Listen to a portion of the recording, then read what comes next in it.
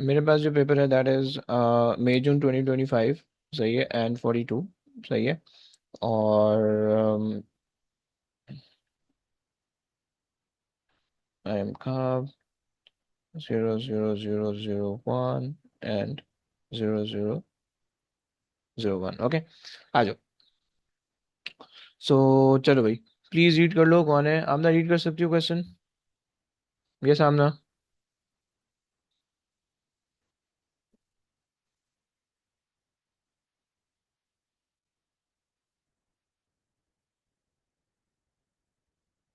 hey hey, अच्छा चलो fine. अजान आप रीड कर लो, कुछ कर लो ना यार, माइक वाइक का। Figure 1.1 is a speed time graph for an ice skater. सही है। अच्छा मुझे बताओ कि स्पीड टाइम ग्राफ से ग्रेडियंट आपको क्या बताता है और एरिया क्या बताता है?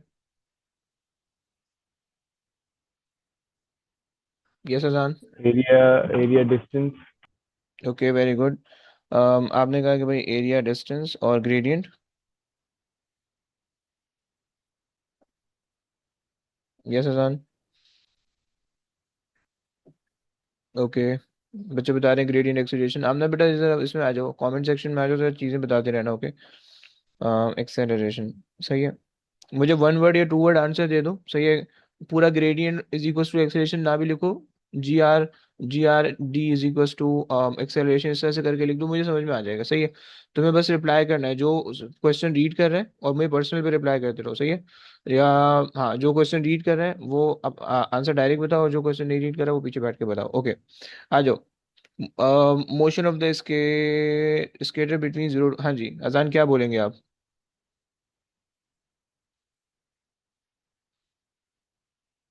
पहले तो आपको दिख रहा है भाई constant velocity, velocity not changing. फिर उसके बाद आपको दिख रहा है वेलोसिटी डिक्रीज हो रही है। सही है। Uniformly and then non uniform decrease है। राइट? क्लियर हो गया?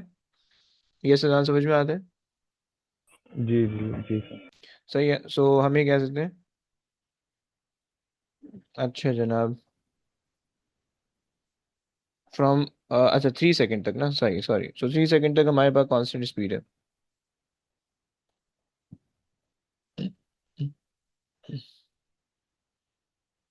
Constant speed. ओके चलो आगे आ जाओ, आगे रीड कर लो। Calculate the distance traveled by the skater between time 0 and time 3 सही है। seconds. क्या करेंगे भाई? एरिया अंडर द ग्राफ आपने बताया था। राइट? सो जी। ये पूरा आ जाएगा नीचे तक। गुड हो गया। एंड ये 3 आ गई लेंथ, और वो आ जाएगी 11। सही है। सो सर आप लिख। 33। Very good. सबसे पहले लिख दोगे डिस्टेंस। देखो अब डायरेक्ट नंबर नहीं लिख देना। Distance is equals to area. सही है। एंड आपके पास आ जाएगा 11 × 3। सो आपने कहा 33 यूनिट, आपने बताया मीटर्स। गुड। चलो आगे चलें। डिसेलेरेशन की डेफिनेशन जल्दी जल्दी लिखो कमेंट सेक्शन के अंदर। और अजान आप बता दो, जो पढ़ रहा है वो बताएगा, और जो सुन रहे हैं वो लिखेंगे। यस अजान। Decrease in velocity. That's it, और कुछ नहीं? Sir, decrease in velocity per unit very time. Good, very good. So या आप ये भी कह सकते हो कि भाई rate of decrease in velocity. Right, fine. अच्छा जी, आपसे कह रहा है। सही है, वेरी गुड है। Okay, draw the tangent at 9 second. सही है। और use the tangent calculator. Okay fine, deceleration निकाले थे 9 सेकेंड पे। बना लेते हैं भाई। 9 सेकेंड हमारे पास आ रहा है, ये आ गया हमारा 9 सेकेंड। सही है।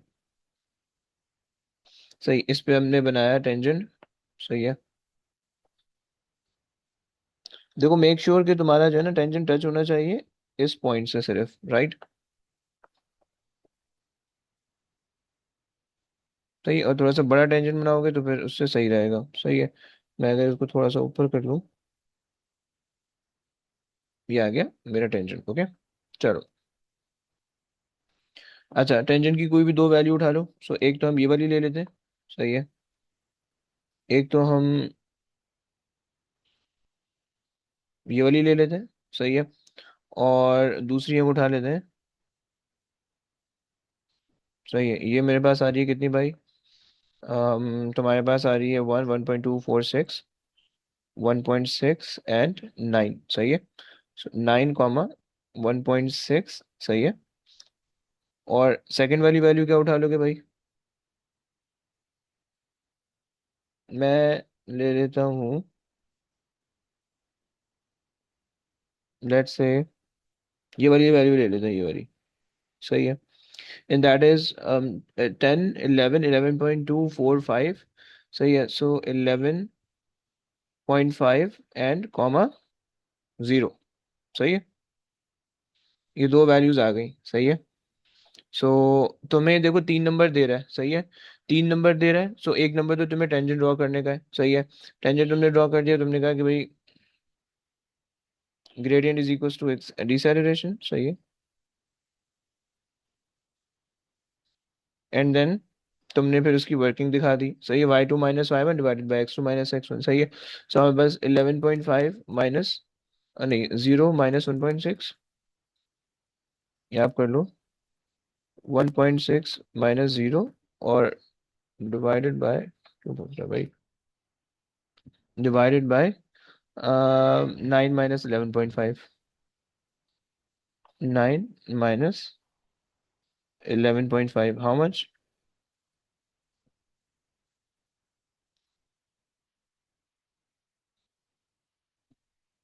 कितना आता है बच्चों? -0 पॉइंट, negative 0.64. Very good. 625, 64, 64. 645। देखो डिसेलेरेशन है तो तुम्हें नेगेटिव साइन लिखने की जरूरत नहीं है, ओके। अगर एक्सेलरेशन होती तो तुम्हें लिखने की जरूरत होती, नेगेटिव में लिखने की जरूरत नहीं है, ओके। चलो गुड हो गया, आ जाओ भाई। मोइज नेक्स्ट क्वेश्चन रीड कर लो। Figure 2.1 shows a balanced uniform meter ruler made of wood. The अच्छा, width of एक the meter सेकंड, ruler एक is सेकंड, एक सेकंड ब्रो। तुम्हें उसने कहा भाई uniform metre rule, uniform metre rule से तुम्हें क्या पता चलेगा? के ओ मतलब उसका जो अ, मास है या सेंटर ऑफ मास है वो एग्जैक्टली 50 पे एग्जैक्टली सेंटर में है, सही है। जी सही हो गया। Centre of mass is in the centre, right. ये तुम्हें पता चल जाएगा, फाइन, चलो जी आगे चलो। um the width of the meter ruler is 2.6 into 10 power minus 2 meter and the thickness of the ruler is 6.0 into 10 power minus 3 meter. Define the moment of force in words. सही है, सो हम कहते हैं कि भाई, सर हम्म, बोलो बोलो। Sir formula लिख दे तो मसला तो नहीं होता ना? देखो फॉर्मूला तुम कैसे लिखोगे, तुम मुझे बता सकते हो क्या लिखोगे तुम यहाँ पे? जो मूवमेंट का फॉर्मूला आता है फोर्स इनटू डिस्टेंस है मोमेंट, परपेंडिकुलर डिस्टेंस। हाँ। आप कहोगे कि भाई it is moment is a force times perpendicular distance, okay. Perpendicular, perpendicular नहीं लिखोगे, फोर्स टाइम्स डिस्टेंस लिखोगे, वो वर्क डन का फॉर्मूला बन जाएगा, राइट। परपेंडिकुलर जी डिस्टेंस, चलो गुड हो गया, आगे आ जाओ भाई। on figure 2.1 mark the position of the center of gravity of the meter ruler with with a point labeled x. Label the distance x from the 0 centimeter end of the ruler. Okay भाई, 0 ये रहा, सही है। और centre कहाँ पे होगा? Exactly centre में हमने कहा 50 पे आना चाहिए, राइट। सेंस बन रहा है। जी एंड 40 के जी बाद 50 समवेयर यहाँ पे होना चाहिए।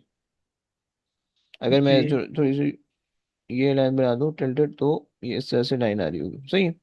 ये मेरे पास जो है ना 50 का मार्क आ रहा होगा, सही है। 50 सेंटीमीटर का, फाइन। अच्छा जी, show that the mass of the metre rule is this, क्या करोगे भाई? सर अगर यहाँ पे देखो आके बस, हाँ जी, मीटर रूल बैलेंस है, सही है। उसने क्वेश्चन के अंदर आपसे कह दिया है कि मीटर रूल वैसे शो तो नहीं हुआ लेकिन मीटर रूल बैलेंस है, सही है। सो क्या करेंगे आप? शो बैलेंस मीटर रूल, देख लो ये रहा। हाँ जी, एनी जी idea? Yes, clockwise movement equals to anti clockwise movement, right. जी clockwise movement is equals to anti clockwise moment, right. देखो मैंने बहुत सारे बच्चों की जो है ना ये भी मिस्टेक देखी है पेपर के अंदर कि उन लोग जो है ना जनरली उनको चीज़ें पता होती हैं लेकिन वो कुछ चीज़ें जो है ना पेपर के अंदर लैग कर रहे होते हैं। सही, तो इसलिए मैंने जो है ना इंस्टेड ऑफ रिवीजन मैंने ये शुरू करवाया हुआ, मैंने ईयरली पास पेपर शुरू करवाया। सही, 25 से हम स्टार्ट करें, बैकवर्ड चले आएंगे, ये फॉरवर्ड देख लेंगे क्या करना है। सही है। चलो। अच्छा जी, मुझे ज़रा मुझे बताओगे कि 34 न्यूटन की जो फोर्स है इसका डिस्टेंस कितना है पेपर से? और ये 32। 32, वेरी गुड, हो गया। सही, हमें सारे फोर्सेस हमें सारे डिस्टेंसेस यहाँ से लेने होते हैं। सही है। अच्छा जी, सेंटर ऑफ वेट मेरे पास एक्ट कर रहा होगा, ये यहाँ से वेट एक्ट कर रहा होगा, राइट। सो मुझे बता सकते हो कि इसका ये डिस्टेंस कितना है? 8 8, वेरी गुड। 8 सेंटीमीटर। सही है, और 80 वाले का कितना डिस्टेंस होगा? 80 वाले का ये 80 - 42 होगा, तो 38। 38, सही है। अच्छा जी, अब आपको दिख रहा है कि भाई ये एंटी क्लॉकवाइज मोमेंट जनरेट करेगी और ये दो क्लॉकवाइज मोमेंट जनरेट करेंगे, राइट। सही हो गया। सो अब आप इसको सॉल्व कर लो। सो जो क्लॉकवाइज मोमेंट है वो हमारे पास है वेट ऑफ द रूलर, सही है, टाइम्स जो उसका डिस्टेंस है विच इज 8 सेंटीमीटर। सही। मैं सेंटी को यहाँ पे ऐसे ही लिख रहा हूँ, सही है, प्लस जो क्लॉकवाइज है दूसरा वो 0.12, 0.12, सही है, इंटू जो इसका डिस्टेंस है 38 सेंटीमीटर को मैं ऐसे ही लिख रहा हूँ, सही है। और क्लॉकवाइज एंटी क्लॉकवाइज मूवमेंट है 0.34, 0.34, सही है। एंड जो इसका डिस्टेंस आपने बताया था वो था 32 सेंटीमीटर्स, राइट। चलो सॉल्व करते हैं इसको भाई। सो हमारे पास जो है ये ऐसे ही आ जाएगा नीचे, राइट। ये इक्वल टू के उधर जाएगा तो माइनस हो जाएगा, सही है, माइनस हो जाएगा, और डिवाइडेड बाय 8 कर दोगे तुम, सही है, 8 सेंटीमीटर से तुमने डिवाइड कर दिया, सही है, सही है। सेंटीमीटर जितने भी हैं सारे कैंसिल हो जाएंगे, सही है। And you will be left with the weight. कितना आता है बच्चों वेट?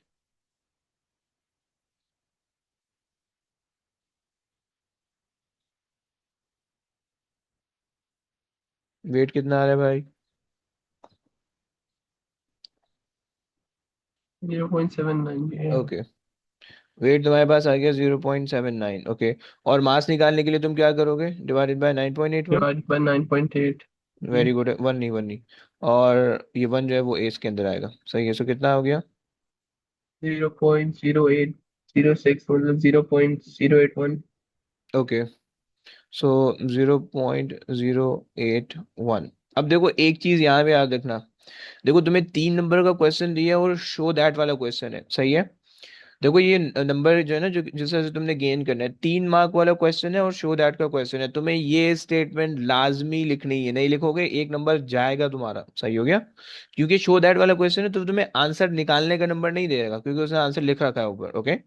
सो तुम्हें ईच एंड एवरी स्टेप लिखना है, you can not start with this by putting the values, okay. सही हो गया। इसकी क्या इसके अंदर क्या समझाऊं भाई मैं? चलो मैं बता दूं। देखो आप सबसे पहले तो यहाँ से स्टार्ट नहीं कर सकते हो, आपको स्टार्ट जो करना होगा वो स्टार्ट करना है clockwise movement is equal to anti clockwise movement, and वहां से आपको जो है ना फिर सॉल्व करना है और फिर उसके बाद वैल्यू रखनी है, सही है। देखो आपको शबान ये जो समझ में आ गया क्लॉकवाइज मूवमेंट कौन कौन से और एंटी क्लॉकवाइज मूवमेंट कौन कौन से, ये समझ में आ गया? ओके। सो अब ये चूंकि मुझे डब्ल्यू का सब्जेक्ट बनाना था तो मैं इसको इक्वल टू के उधर ले गया, सो इट बिकम नेगेटिव, सही है। एंड मैंने 8 से इसको डिवाइड कर दिया, राइट। क्लियर? समझो, बस ये कॉन्सेप्ट है, सही है। उसने कहा कि भाई डेंसिटी निकाल दो, डेंसिटी का फॉर्मूला मुझे, मास और volume. Mass over volume, okay. So mass of the metre rule हमने निकाल दिया 0.081, एट सही वन है। हाँ जी, वॉल्यूम के लिए क्या करोगे? मीटर रूल की वॉल्यूम के लिए क्या ये करोगे? हम्म 6.0 × 10⁻³ को मल्टीप्लाई कर दूंगा 2.6 जो भी। है, ओए, एक second. Width of the metre rule is given, thickness is also given और लेंथ भी गिवन है, और वॉल्यूम का फॉर्मूला क्या होता है? Length multiply by breadth multiply by height, right. इतना जी। सो विड्थ आपको गिवन है, थिकनेस गिवन है, थिकनेस बेसिकली हाइट, राइट। यहाँ पे और लेंथ क्या होगी मीटर रूल की? यस, लेंथ ये 100। 100, वेरी गुड। सही है, मीटर रूल है तो 100 आ जाएगी, सही है। सो 2.6 एक्सपोनेंट -2 सही है, इंटू 6.6 एक्सपोनेंट -3 -3 सही है, इंटू into 100. 100 सेंटीमीटर कह दो या एक्सपोनेंट -2 लगा दो, सही है। सो आपके पास ये आ जाएगा। क्लियर हो गया? निकाल दो भाई जी। कितना आता है।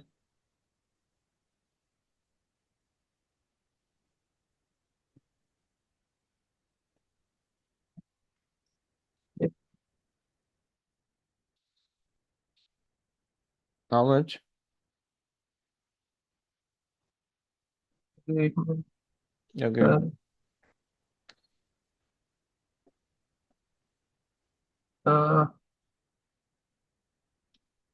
एक एरर आ गया पता।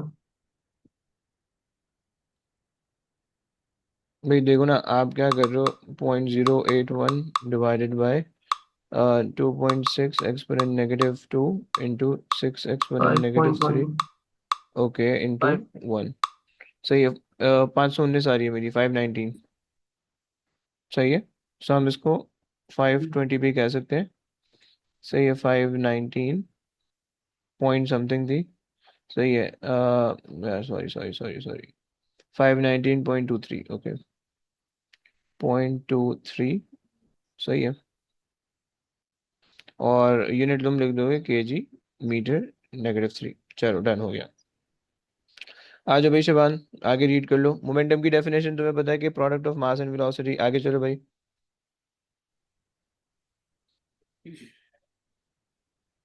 ये शिवान आगे रीड कर लो। Fig 3.1 shows two toys A and B on a track.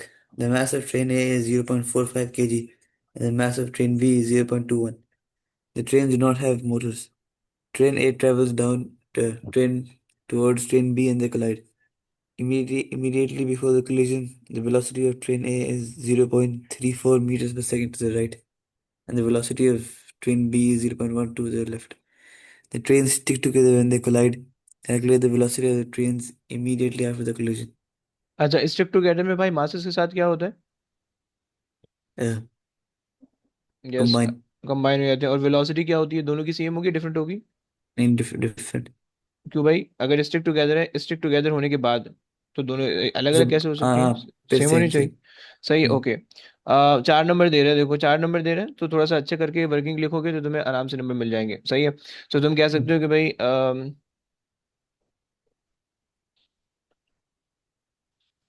Momentum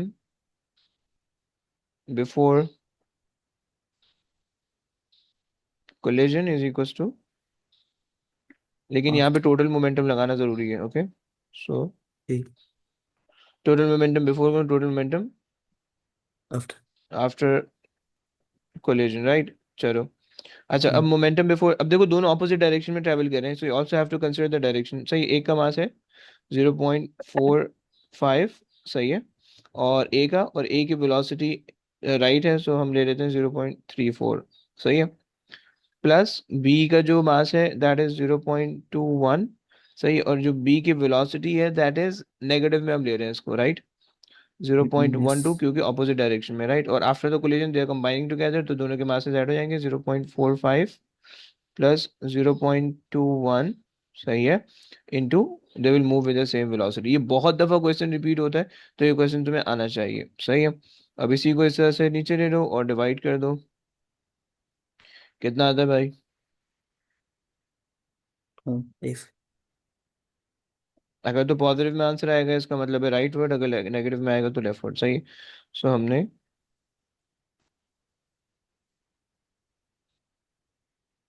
positive is equal to, 0.19 सही है, पॉजिटिव में आ रहा है, ये positive ओके। सो 0.19 वेलोसिटी, 0.19 ले लो या 0.2 ले लो, सही है। और हम्म, अच्छा, एक सेकंड, मुझे इनकी चेक करने दो जरा, इनकी क्या बन रही है भाई, इन्होंने आंसर क्यों नहीं दिया हुआ? 0.19 मेंशन तो नहीं किया भाई इन्होंने, आंसर मुझे दिख नहीं रहा। सही है, और डायरेक्शन तुम्हारे पास आ जाएगी राइट वर्ड। सही है। चलो हाँ 0.19 सही आ रही है। चलो आगे रीड कर लो please. A different train is traveling with a momentum of 0.26 kilogram per meter second. The train slows down and stops after 2.1 seconds. Calculate the average force acting on the train during this time. Okay average force का क्या formula Mass time acceleration. है? नहीं भाई। नहीं, change in momentum और very change good in time. Very good. Change in momentum और वहां से फिर आप मास टाइम्स एक्सेलरेशन निकाल सकते हो, बट अभी आप वो यूज Hmm. नहीं कर सकते। सही। अब देखो Okay. उसने कहा कि with a momentum initial momentum इतना है। सही है। चेंज इन मोमेंटम के लिए इनिशियल और फाइनल दोनों चाहिए होते हैं, और उसने कहा कि फाइनली ट्रेन स्टॉप्स, तो फाइनल मोमेंटम कितना हो गया? Zero. फाइनल मोमेंटम हो गया जीरो। और इनिशियल मोमेंटम आपको ये दिया हुआ है। सही है। तो चेंज इन मोमेंटम कितना हो जाएगा? Change in momentum will be equal to 0.26 only, या -0.26। सही सही है। यानी Hmm. Final momentum which is zero minus initial momentum which is 0.26, so that will give you 0.26 with a negative sign. Change in momentum आगे divide by time 2.1, how much? Negative 0.12. सही है। सो -0.12 negative तो मैं शो कर रहा है, opposite direction में average force लग रही है, यानी ब्रेकिंग फोर्स लग रही है, डिसेलरेटिंग फोर्स लग रही है। चलो हो ठीक। गया भाई। आगे आ जाओ। कौन है? अजान रीड कर लो।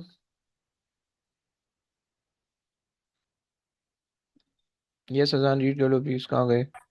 Figure 4.1 shows two metal containers A and B. Container A has dull black outer surface and container B has shiny whiter outer surface.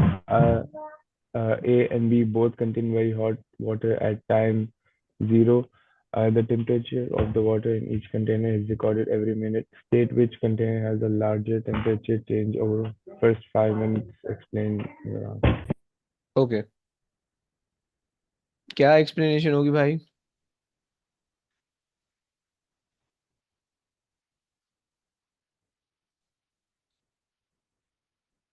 हाँ जी।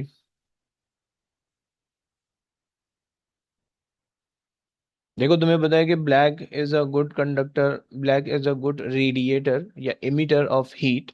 सही है। अगर तुमने उसके अंदर पानी अंदर डाला है तो ब्लैक क्या करेगा, वो इमिट करता रहेगा, जल्दी जल्दी हीट को बाहर निकालता रहेगा। और वाइट जो है is a good reflector of heat.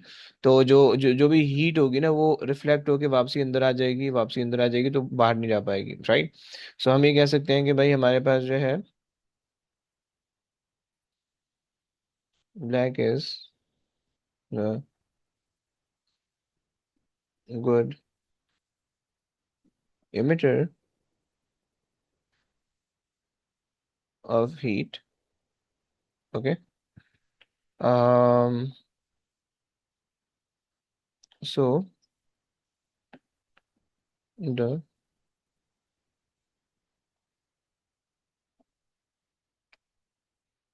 temperature reduce या फिर fall um greatly in dull black। यार कॉल कैसे कर देते हो आप यार उठा के?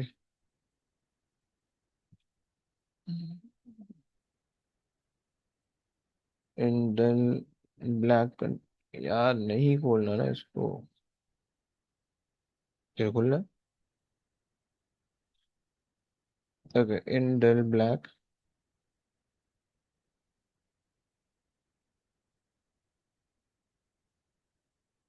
Container. Right.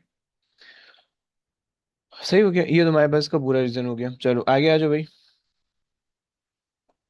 After 30 minutes, the temperature of the water in container A remains constant state in terms of energy transfers while the temperature remains constant.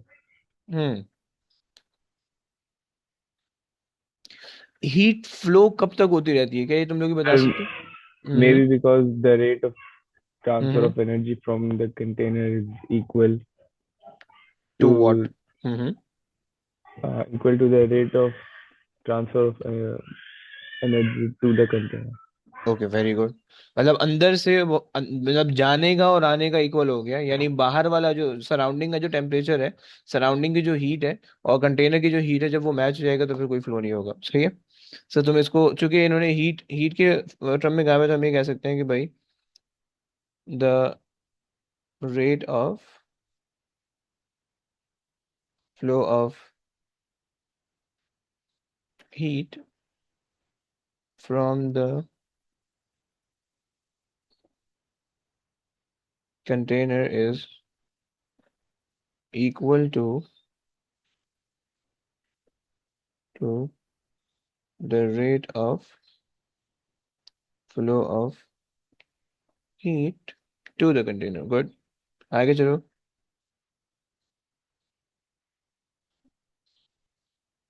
जी, आगे चले.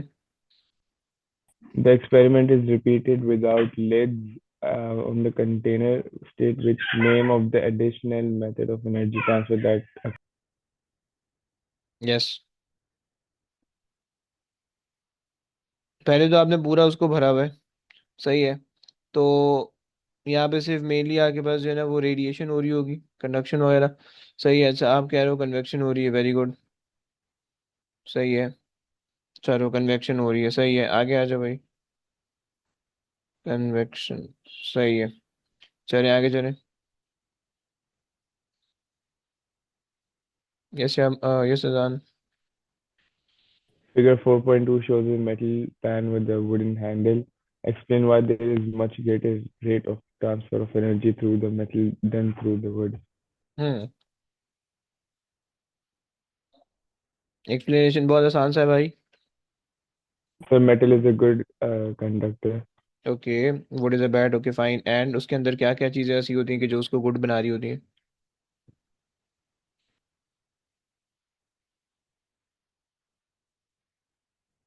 Metal is a good conductor of heat. Okay. As it contain free delocalize या free mobile electron. Free electron that can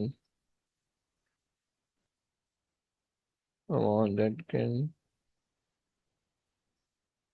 transfer heat. That can transfer heat. Okay. And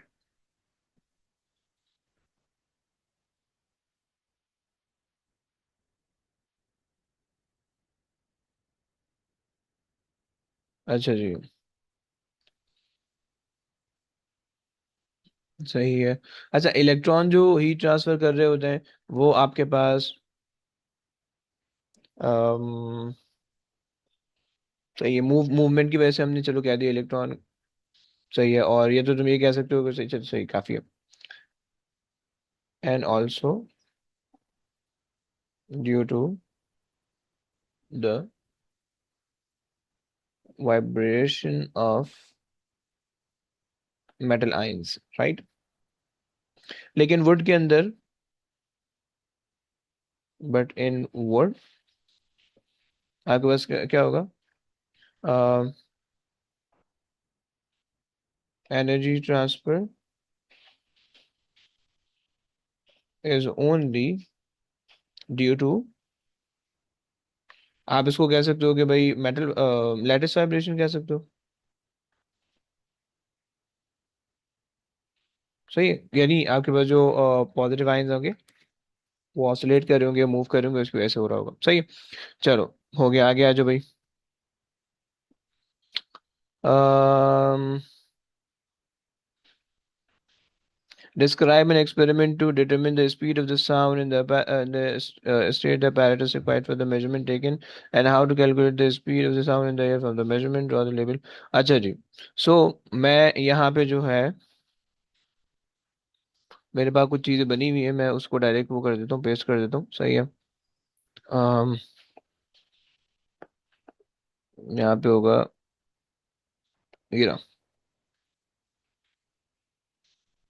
सही है. ये मेरे पास आ गया. सही है. स्टॉप वॉच है, मीटर रूल. सही है. मीटर रूल या टेप मेजर तुम बना दो. सही है. और तुम लाउड स्पीकर लगा दो, तुम क्लैप कर दो, सही है। तो अच्छा जनाब, दो कोई भी दो मेटल पीस को तुम एक दूसरे के साथ बैंग टुगेदर, सही, तो इस तरह से तुम साउंड वो कर लो, सही है। अच्छा यहाँ पे हम लिख देते हैं कि पहले हम लिख देते हैं कि भाई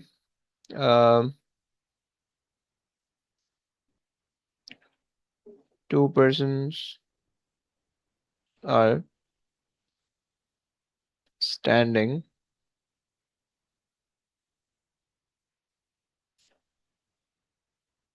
approximately 100 मीटर अपार्ट। देखो डिस्टेंस ज्यादा होना चाहिए क्योंकि बहुत कम डिस्टेंस होगा तो फिर काम नहीं हो पाएगा। Apart, right. अच्छा जी, ये हो गया।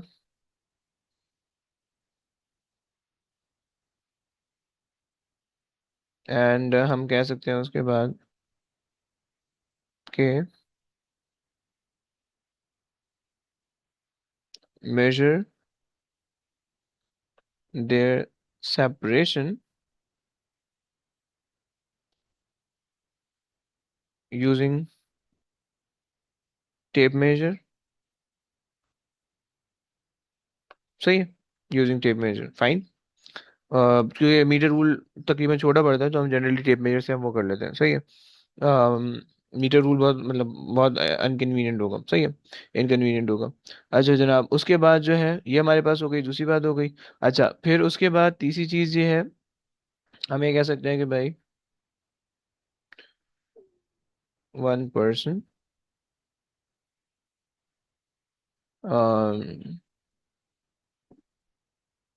creates the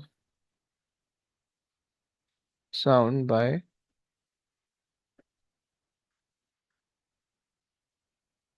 2 metal plates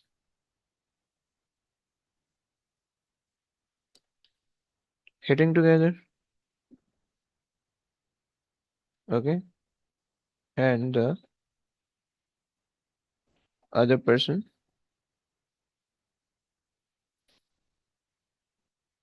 start the time, yes, stopwatch, start the stopwatch, okay, when he see him making sound, right, and stop the stopwatch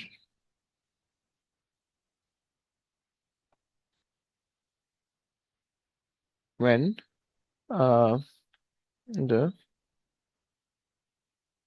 yeah when he hear the sound, okay,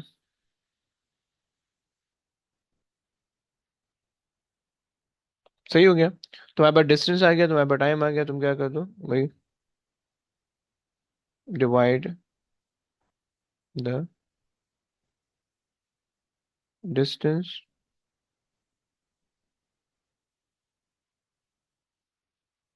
with the time पर speed, right, ये तुमने काम कर लिया, सही हो गया। अच्छा जी, सही, ये तुम्हारे पास आता है, तुम्हें apparatus का पता होना चाहिए कि भाई तुम्हारे पास अब दो बंदे, अगर एक बंदा होगा तो भाई फिर तुम किसी दीवार के साथ लगा दो उसको, दीवार से जब एको के साउंड आएगा तो तुम्हारे पास जो है ना वो तुम उसको सुन सकते हो और फिर तुम आगे बात कर सकते हो, सही है। Bluetooth is use to connect mobile phone to the headphones, okay, state the name of the region of the electromagnetic spectrum use by the Bluetooth, okay. Bluetooth कौन सा यूज करते हैं, कोई आइडिया किसी को? जनरली क्योंकि वो रेडियो कम्युनिकेशन होती है, रेडियो वेव्स हमारे पास हो रही होती है, सही है। सो हमारे पास आ गया रेडियो फ्रीक्वेंसी या रेडियो वेव, राइट। और स्पीड तुम्हें पता है कि 3 एक्सपोनेंट 8 होती है, सही है, मीटर्स पर सेकंड, वेरी गुड, सही है। फ्रीक्वेंसी तुम्हें दी हुई है, सही है, और वेवलेंथ तुमसे बोल रहा है v is equal to f lambda, तुम यूज कर लोगे, सही है। एंड 3 एक्सपोनेंट 8, जरा वैल्यू निकाल दो प्लीज। गीगा हर्ट्स की कन्वर्जन क्या करोगे? गीगाहर्ट्ज की कन्वर्जन कोई बता दो भाई, एक्सपोनेंट कितना लगा दूं, गीगाहर्ट्ज की क्या कन्वर्जन होगी भाई?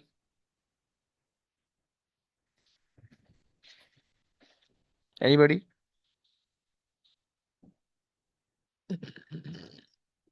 है 6 और 9, कौन सा? बेसिकली 9 होता है, सही है।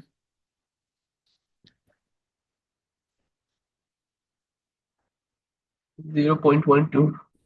ओके, 0.12। ओके भाई, भाई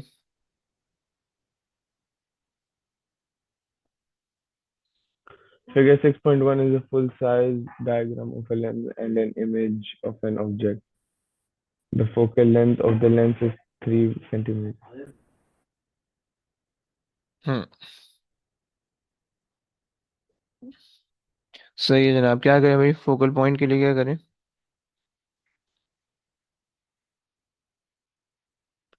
हाँ जी, अगर आप स्केल ले लो, 0 ये आ गया, सही है। और आपने 2 पॉइंट लगा दिया 3 3 पे, सही, ये आ गया एंड ये आ गया, ऐसे ही होगा। सही है, Yes. ये मेरे पास आ गया एफ, और ये मेरे पास आ गई एफ, सही है।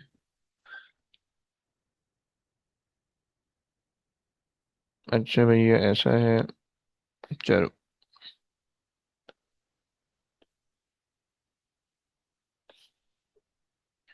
ये हमारे पास आ गया, एफ हमारे पास आ गया, ये भी एफ आ गया 3 सेंटीमीटर पे। चले आगे आ जाए भाई।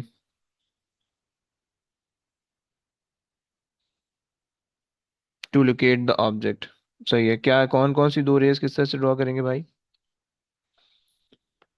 हाँ जी, ये सजान कहाँ गए हो?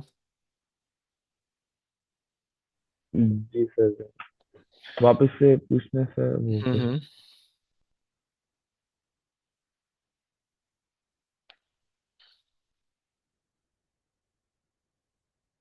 उन्होंने कहा टू रेज बना दो ऑब्जेक्ट से, सही है। दो रेज हमारे पास हमेशा एक ही तरह से बनती है, एक तो आपके पास होगा।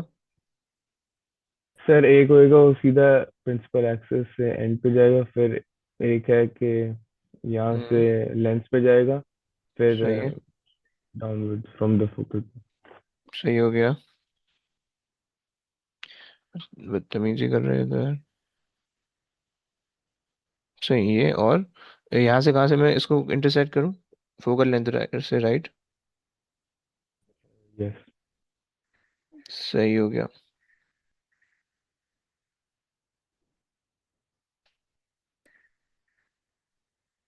ओके, और ये मेरे पास आ गया है। ओके, हमने जो है, ये हमारे पास आ गई इमेज, सही है। चलो आगे आ जाओ।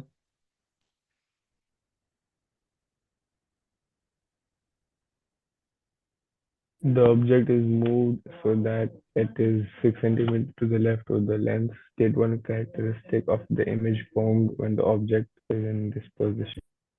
अच्छा, 6 सेंटीमीटर का मतलब है कि 2F पे आपने रखा हुआ है, सही है। यानी F आपके पास ये है, सही है। और यहाँ पे अभी पता नहीं कितने पे रखा हुआ है इन्होंने, सही है। अभी भी वैसे इन्होंने 6 पे ही रखा हुआ है, सही है।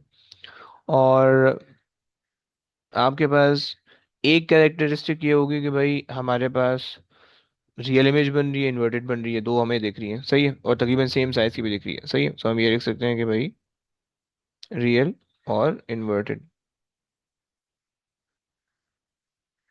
इन्वर्टेड, सही हो गया, वेरी गुड है। चलो आगे आ जाओ, आगे रीड कर लो। Figure 6.2 shows a simplified diagram of an eye ray with a ray from a near object. The eye needs correction for long-sightedness. On figure 6.2, draw the path of the ray inside the eye to show the effect of a long-sightedness. जी भाई, long sidedness और उसका वो क्या होगा?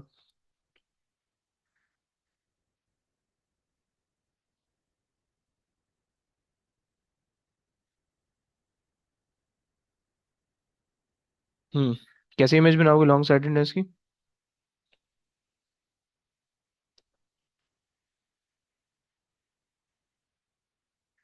देखो, long sightedness और short sightedness, ये हमारे पास दो टाइप के करेक्टर, ये दो टाइप के हमारे पास सर जो है ना। कन्वर्जिंग लेंस नहीं यूज नहीं नहीं, पहले करेंगे। पहले करेक्शन नहीं बनानी, पहले तो वो प्रॉब्लम दिखानी है ना कि प्रॉब्लम किस तरह से होगी लॉन्ग साइटेडनेस की।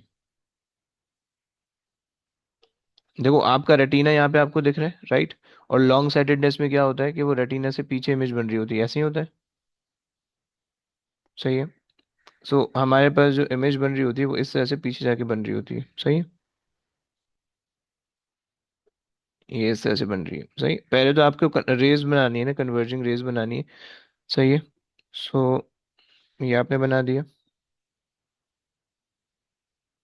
सही है, रेज कन्वर्ज करके आपने दिखा दी।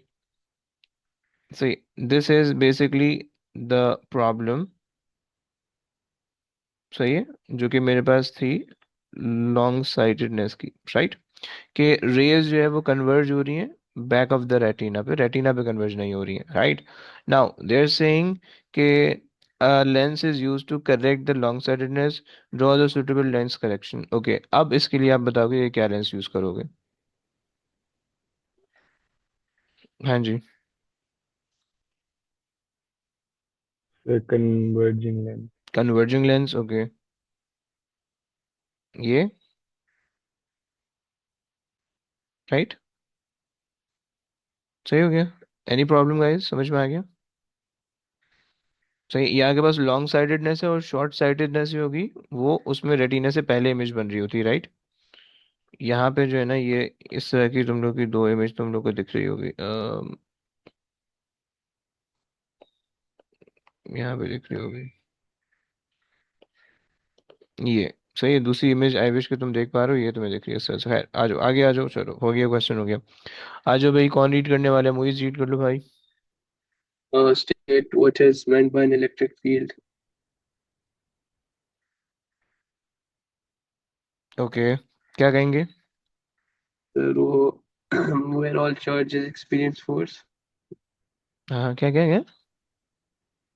बताओ बताओ। Um, where all charges experience force. ऐसे एक्सपीरियंस कुछ. Force, okay. अच्छा, फील्ड है ना, तो हम इसको स्टार्ट कर लेते हैं कि भाई रीजन ऑफ स्पेस, भैया। हाँ, वेयर चार्जेस एक्सपीरियंसेस फोर्स आप कह सकते हो, या हम जो है जनरली और प्रिसाइज डेफिनेशन में हम कहते हैं पॉजिटिव चार्ज, लेकिन पॉजिटिव चार्ज वाला कॉन्सेप्ट फिर हम ए लेवल्स के अंदर जनरली आते हैं, यहाँ पे भी कहोगे तो सही है। वेयर यहाँ पे क्या रहता है, इलेक्ट्रिक चार्ज एक्सपीरियंसेस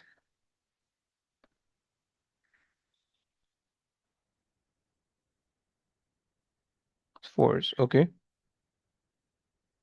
चलो आगे आ जाओ, आगे रीड कर लो भाई। Plastic rod is rubbed with a cloth. The plastic rod becomes negatively charged and the cloth becomes positively charged. Explain why. फिर वो फ्रिक्शन हुई है तो इलेक्ट्रॉन मूव कर देंगे. सही है। अच्छा अच्छा, इन्होंने कहा कि the plastic rod become negatively charge and the cloth become positively charge, explain why. आप क्या कह रहे हो कि फ्रिक्शन होगी तो उससे इलेक्ट्रॉन मूव करेंगे. कहाँ से कहाँ पे इलेक्ट्रॉन? इलेक्ट्रॉन मूव करेंगे क्या कहते हैं क्लॉथ से रॉड से. क्लोथ, हाँ सही है। From cloth to rod, right? अच्छा जी। जी सर. सही हो गया, चलो आगे आ जाओ, आगे रीड कर लो। The negatively charged particles rod is suspended by an insulating thread. Another negatively charged plastic rod is brought close to suspended rod. State what happens to the suspended plastic rod. हम्म। इन्होंने negatively फिर charge वो कहा हुआ है। बोले तो repel हो जाएंगे. रिपेल हो जाएगी, तो रिपल्जन का आपको इफेक्ट कैसे दिखेगा? क्योंकि उसने कहा व्हाट हैपन, तो आपको सॉर्ट ऑफ इफेक्ट लिखना है कि मूव वो टूवर्ड्स, दूर हो मूव जाएगा अवे, तो वेरी मूव गुड, अवे हो वेरी गुड, जाएंगे। Very good. Move away from, move away from the, आप कह रहे हो कि फ्रॉम द रॉड। ओके चलो आगे आ जाओ। Define the kilowatt hours in words. Hmm, any idea? नहीं सर। No idea. किलोवाट तो पावर होती है, और आर का मतलब है कि एनर्जी ट्रांसफर। सही है, क्योंकि अगर आप देखो, so power is equals to energy upon time होता है, राइट? और power multiply by time is equals to energy, right? So basically kilowatt hour energy का यूनिट है, राइट? कि जिसके अंदर आपको ये बता रहा है कि how much energy is transferred in 1 hour, right? Clear हो गया? जी। सही हो गया। So the energy transfer in 1 hour, लेकिन एट द रेट ऑफ 1 वाट। सही है, पावर 1 वाट की है, सही है। सो 1 वाट से आपकी एनर्जी ट्रांसफर हो रही है 1 आवर तक, सही है। सो ये आपके पास है, समझ लो। चलो जी। आगे आ जाइए। Small lamp illuminates an electrical oven. The lamp has an output power of 25 watts and operates for 220 hours in 1 year. The potential difference across the lamp is 230 watts. Calculate the energy transferred by the lamp in 1 year. Give your answer kilowatt hour. तो हम्म, power into time करेंगे। सही, अच्छा जी हैं। एक second, अगर जी। Power into output power इतनी है, सही है, और एनर्जी निकालनी है आपको।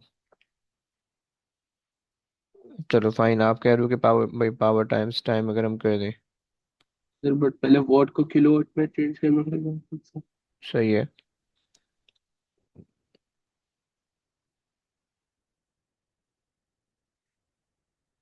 तो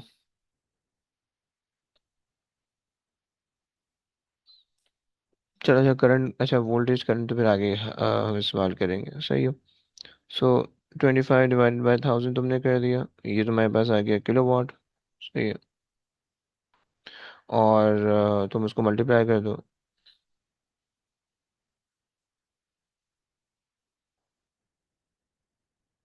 इंटू 5.5 टू टू टू 20। सही। आप कह रहे हो कि 5.5। 8.5। सही हो गया, kilowatt hour. Okay very good, हो गया। आगे जी। Calculate the current in the lamp. Current in the lamp, power दी हुई है और वोल्टेज भी दिया हुआ है, का फॉर्मूला लगाओगे? Power is equals to VIP वाला तो फॉर्मूला होता है ये। VI। जी। Very good, VI। सही है। सो 25 आपको दिया हुआ है, 230 भी 25 आपको फिर दिया हमें हुआ है। हम्म, कितना आता है? 0.108। 108, सो 0.11 ले लेते हैं, राइट? 0.11। जी। परफेक्ट। अच्छा जी, चलो भाई आ जाओ भाई, आगे आ जाओ। अजान रीड कर अजान का जो हो गया, शबान रीड कर लो भाई।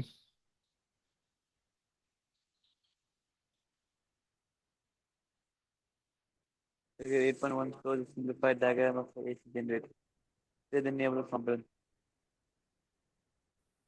अच्छा जी, state the name of the component Y और एक्स। नहीं नहीं, गलत हो गया। पी और क्यू, क्या है भाई पी और क्यू? ओके, पी क्यू और एक्स, हाँ Slip, जी। slip ring. भाई आपकी बात नहीं आ रही भाई, माइक से एडजस्ट करो, सही करो। Slip rings. सही है, स्प्लिट रिंग क्यों नहीं? वो ये एसी जनरेटर है, डीसी नहीं है।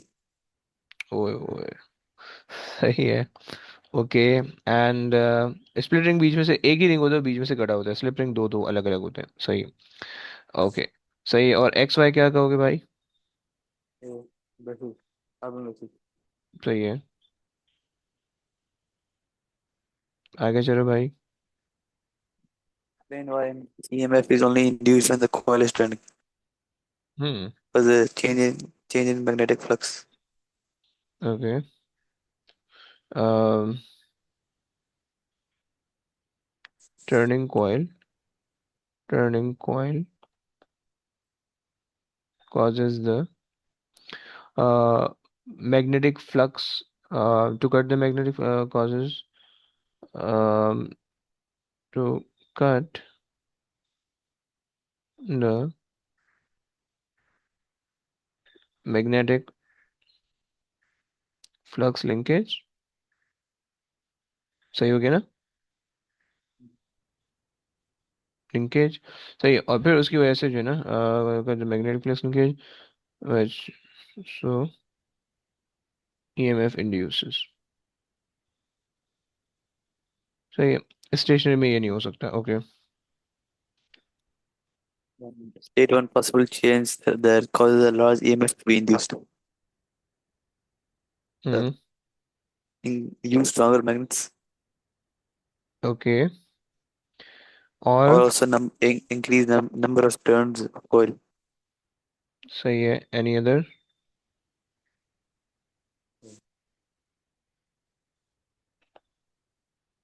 Move the current in high speed, I think. Very good, very good, very good, very good. Perfect. सही हो गया. चलो भाई आ जाओ, ये भी रीड कर लो. 8.2 shows a circuit diagram. सही है. अच्छा, सीरीज सर्किट है, पैरेलल है? Uh, DC series है फिर सारे बाकी पैरेलल. Very good. आपस में सारे पैरेलल है. Okay. Resistors A, B, C, and D are identical. The current in resistor A is 2.4 A. State the value of current in resistor B. Explain and answer. Hmm. Current in A is 2.4. सही है. सारे identical हैं. सही है. अगर सारे identical है इसका मतलब है ए में अगर 2.4 है, डी में कितना होगा भाई? 2.4. Very good. और यहाँ पे कितना होना चाहिए? 2.4. क्यों बे? ये 1.2. इसकी वेरी दो गुड. है. क्योंकि रेजिस्टेंस डबल है तो करंट हाफ हो जाएगा. राइट. सही हो गया. यस. सो आपने कहा कि भाई 1.2. सही है. Resistance in the loop is double. सही है. So current would be half. Okay. आगे आ जाओ. Calculate the value of current I. सही है. करंट आई आपके पास जो है वो आई थिंक टोटल करंट है. सही है. हाँ जी. क्या करेंगे आप?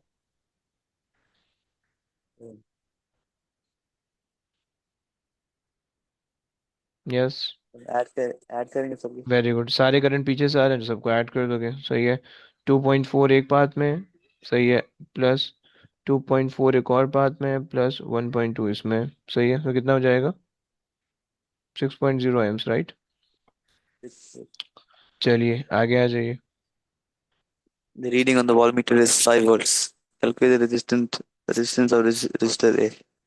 सही है जनाब. Sir, R equals V or I. लेकिन ये तो डी का दिया हुआ है, ए का निकालने का बोल रहा है तो फिर,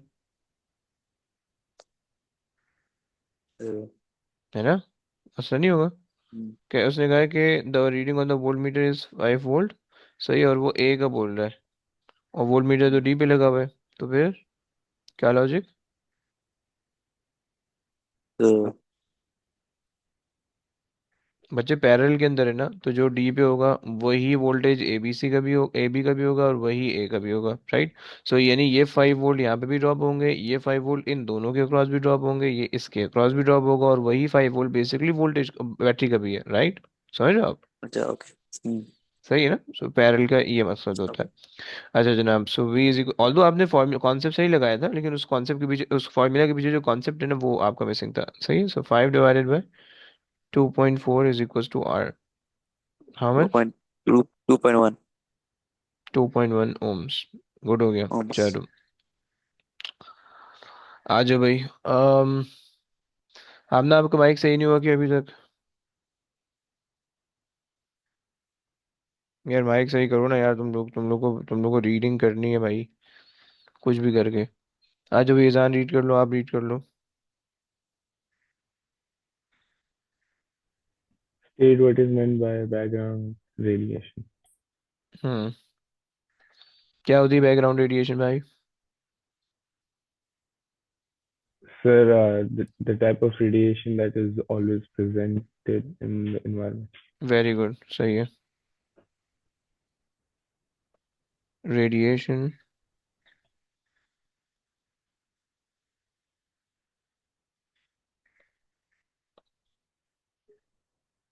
that is always present in the background. सही हो गया, चलें आगे आ जाए। State one source that makes a significant contribution to background radiation. याद है कुछ सोर्सेज याद है बैकग्राउंड रेडिएशन कहाँ कहाँ से आ रही होती है? Sir, food, फूड और uh, रॉक, बिल्डिंग मटेरियल। सही है, और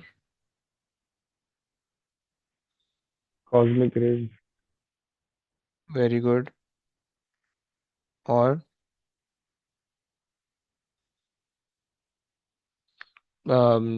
रेडॉन गैस, वेरी इंपॉर्टेंट। सही है, 50% इंक्लूड कर रहा होता है। सही है, रेडॉन गैस का नाम आपको मेनली याद होना चाहिए, क्योंकि वो ये पूछ सकते हैं कि भाई which background radiation contribute the most. सही है, सो बैकग्राउंड रेडॉन गैस आप कह दोगे, राइट। एंड आपके पास जो है बाकी आपके पास जो एक्सरेज और ये जो मेडिकल स्कैनिंग है वो भी हो सकता है। खैर आगे आ जाइए। radioactive isotopes are used in some medical treatments. Radium 223 is an isotope of radium 223 decays by the emission of alpha particle to an isotope of radium and complete the nuclide equation for this decay. Okay, Alpha particle की values है 4 and 2, very good. so 219 over 86. 86, good. चलिए आगे आ जाइए। Radium 223 is injected into the body to treat a specific organ. Explain why the source must be inside the body. हम्म।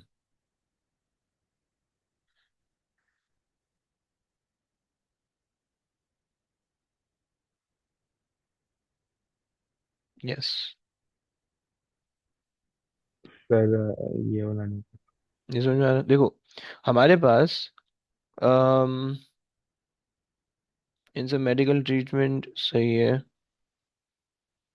देखो जो भी medical treatment होती है ना, उसके अंदर ये जो रेडिएशन होती है ये काम की होती है। सही है, मेडिकल ट्रीटमेंट के अंदर ये याद रखना कि जितनी भी मेडिकल ट्रीटमेंट होती है उनके अंदर ये जो रेडिएशन, इसका हमने कोई काम नहीं करना। सही, ये जो रेडिएशन है ना, इससे हमें मेनली काम होता है। सही है। सो अब आपको पता है कि अल्फा पार्टिकल स्किन अगर बाहर होगा, अगर तुम्हारे बाहर स्किन के बाहर है, तो अल्फा पार्टिकल स्किन के अंदर नहीं जा सकता, पेनिट्रेशन पावर उसकी बहुत कम होती है, राइट, रुक जाएगा वहीं पे ही। सही है। तो इस वजह से अगर वो बॉडी के अंदर होगा, सो जो हमें अल्फा पार्टिकल से काम रिक्वायर्ड है वो काम हम कर पाएंगे, राइट, सेंस बन गया। हाँ जी। Yes, ओके, सो हमने ये कहा कि भाई the penetration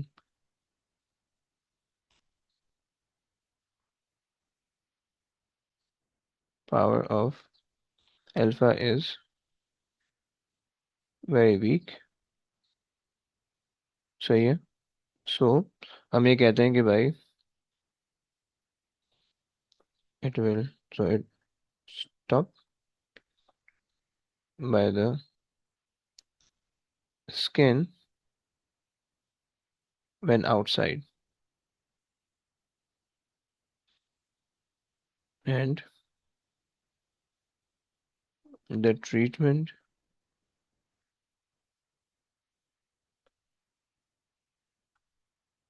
will be undone. सही, चलिए आगे आ जाइए।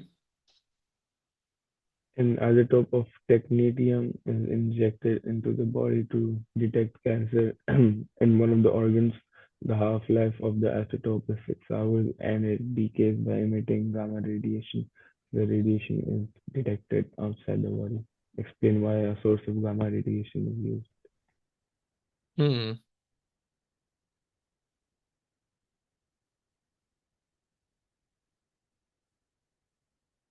So maybe because वो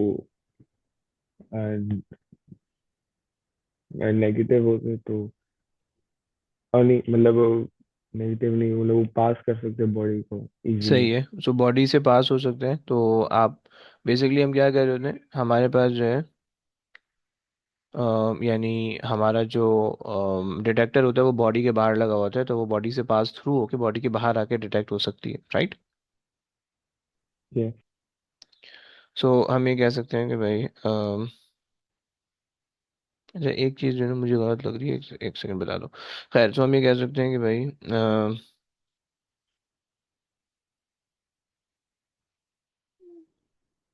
गामा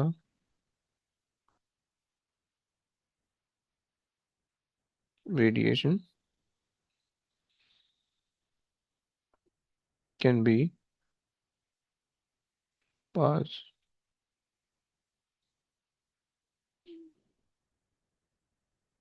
थ्रू द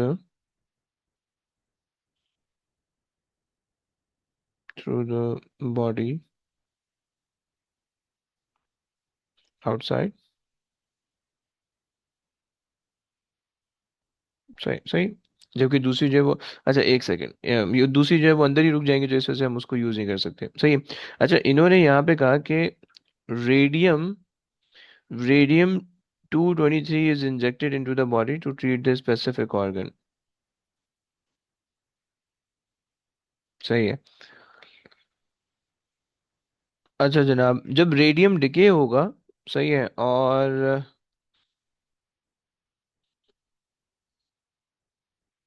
अच्छा सही है, अगर तो रेडियम बाहर ही डिके हो गया तो रेडॉन बन जाएगा, तो हमारे लिए यूजलेस हो जाएगा, सही है। मतलब इसकी जो एक्सप्लेनेशन है इसमें हम ये कह सकते हैं कि अगर तो रेडॉन को आप बाहर रखोगे, सही, रेडियम को अगर आप बाहर रखोगे और वो बाहर डिके हो गया तो वो रेडॉन बन जाएगा, राइट। वो हमारे लिए यूजलेस हो जाएगा, क्योंकि हमें तो इसका काम है, राइट। हमें तो रेडियम का काम है, सही है। तो अगर तो ये बॉडी के अंदर जाके डिके होगा देन हमारे लिए यूजफुल होगा, सही है, क्योंकि इसके डिके से हम काम कर पा रहे होंगे, सही है। चलो आगे आ जाओ भाई। Explain why a source with a short life must be used. So maybe because जितनी कम short half life होगी उतने कम radiation emit होगा. सही है, और उतना ज्यादा पेशेंट के लिए अच्छा होगा, वरना पर वो मरमरा जाएगा उसी चक्कर से, सही। दवाई उसको मार देगी, सही है। So so the radiation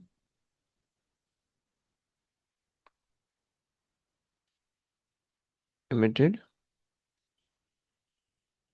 from the body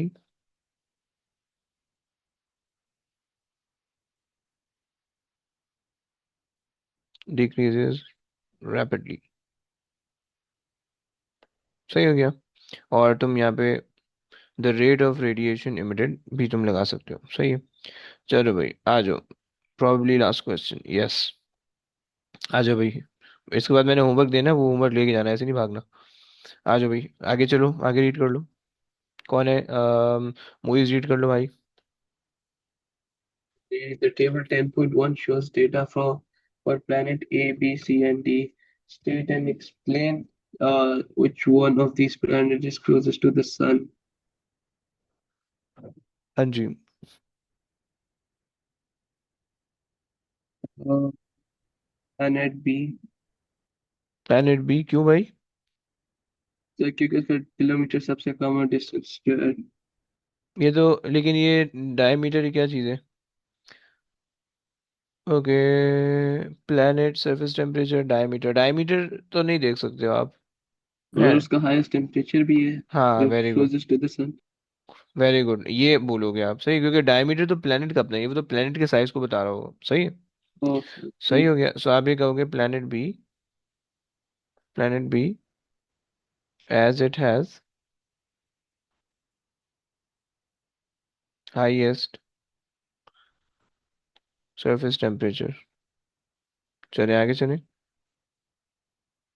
Calculate the surface temperature of planet D and C. Okay, अभी केल्विन के अंदर है. Put केल्विन और डिग्री का क्या होता है? Kelvin to -273 करते हैं. सही है. सो So 93 minus 273, हाउ मच? -180. -180. सही है. जी. चले आगे आ जाइए. Objects falls through a height of 2 meters on each of the planet in table 10.1. State and explain on which planet the object falls 2.2 meters in the shortest time. Ignore any effect due to atmosphere. जी भाई, gravity देखनी है सबकी. ज़्यादा हम्म. ज़्यादा gravity तो एक ही है. हम्म. तो उससे क्या होगा ज्यादा से? तो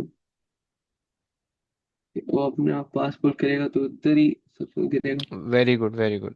सो आपने कहा कि भाई ए सही है. as as it has greatest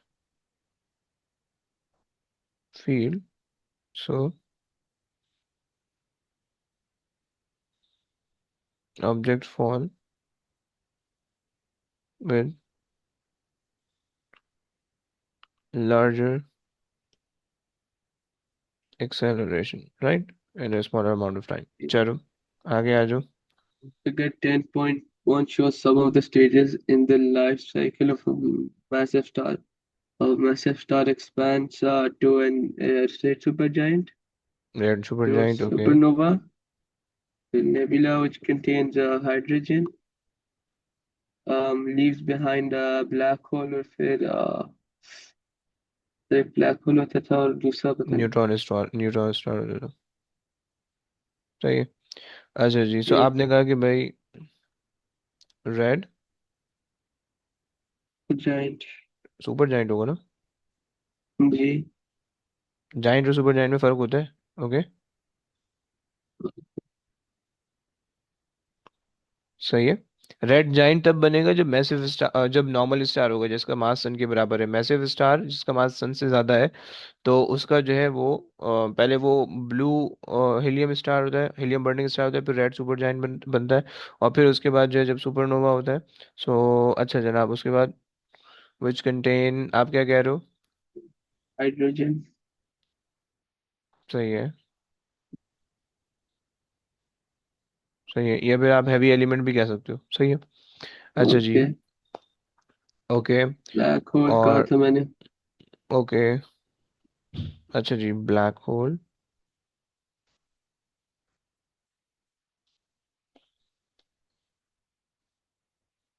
आपने न्यूट्रॉन स्टार कहा था. Neutron star. सही है. ये आपके पास हो गया. ओके, आ जाए. Here, the quantity that the brightness of a supernova in the galaxy can be used to determine its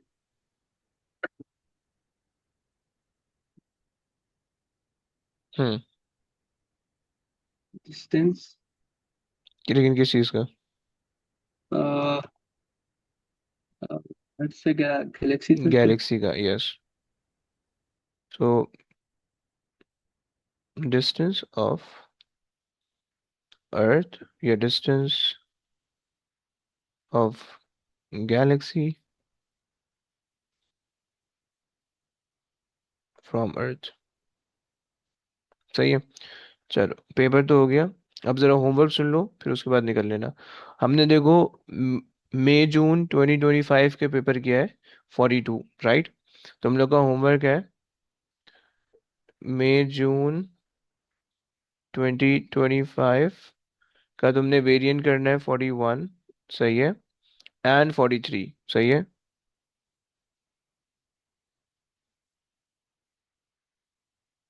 ये तुम्हारा होमवर्क है इस वीक का. सही है. और नेक्स्ट वीक हमने फिर 24 पे जाना है. ओके. बल्कि अक्टूबर नवंबर में जाएंगे, सही है।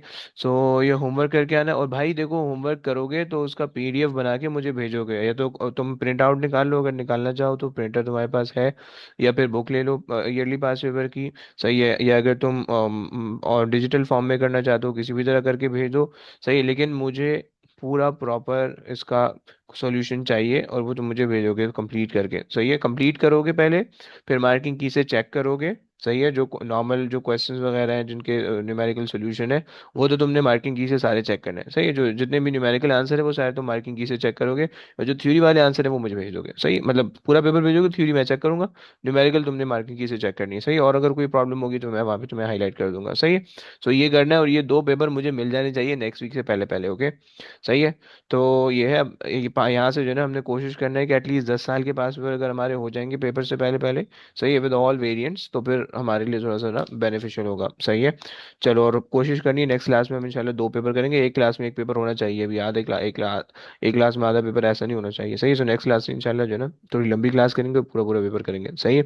चलिए बस, चलें जी, ओके बच्चों, टेक केयर, अल्लाह हाफिज़।